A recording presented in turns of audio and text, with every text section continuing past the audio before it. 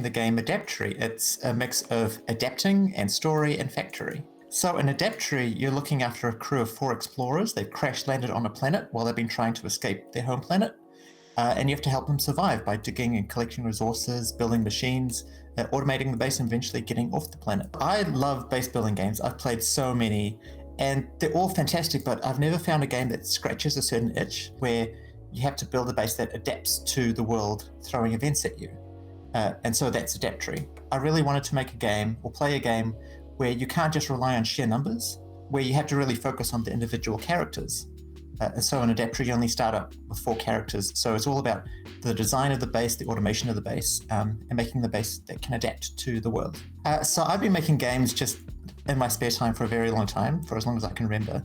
I started working on Adaptory, it was back in February 2021, working on a prototype. I was just playing around with a simulation prototype, and it was feeling really, really cool. And so in November, I decided, with the support of my partner, and I had a whole bunch of savings that I could rely on, to make the plunge into full-time game dev. And then a year later, came up with the name Adaptory. I found some contractors and some friends to help me. So I have Cass helping out with the story, and Care helping out with the art, Sai's doing an incredible soundtrack, and Mika's doing an incredible work with the sound design of the game. And so, in 2022, came up with the name. 2023 had the first playable version that Patreons could play, and then I released it on Steam towards the end of 2023. I remember taking the game to Armageddon, which is sort of like a very tiny PAX here in New Zealand, and seeing kids play the game for the first time and them getting it, seeing people play the game and getting it and understanding it, and something clicks and they love it. When I put in the Explorer AI for the first time, doing just putting in an instruction and seeing them go walk down the ladder, run across, jump the thing, and actually do the thing was magic. I made this magical thing happen. So we brought the game to PAX last year, and something that we added since then was conversations between the explorers. So they actually have conversations with each other. You'll see little dialogue boxes pop up. They have conversations like, I wish I had this in the base. I really miss my best friend, they just died because they ran out of oxygen, that sort of thing. And that just added so much depth to the game and really brought the players into the game.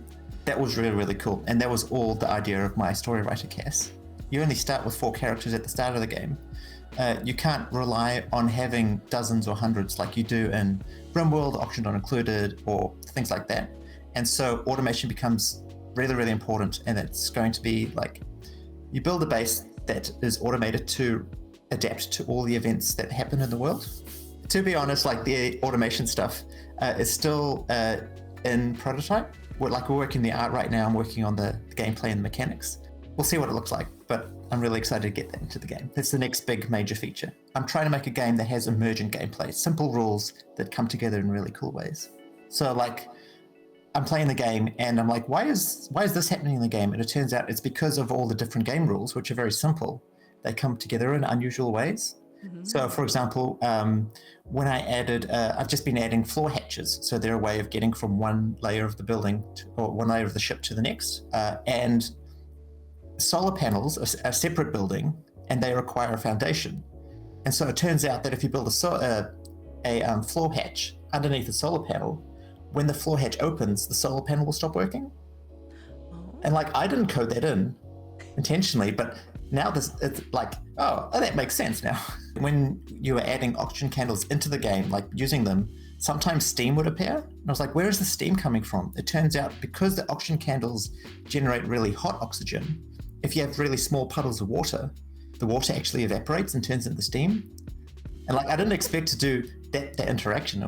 I love seeing those interactions come to life. And when I see streamers play the game, and when I see friends in at PAXs and Armageddons, when they play the game, they're why is it doing this? And then it clicks with them.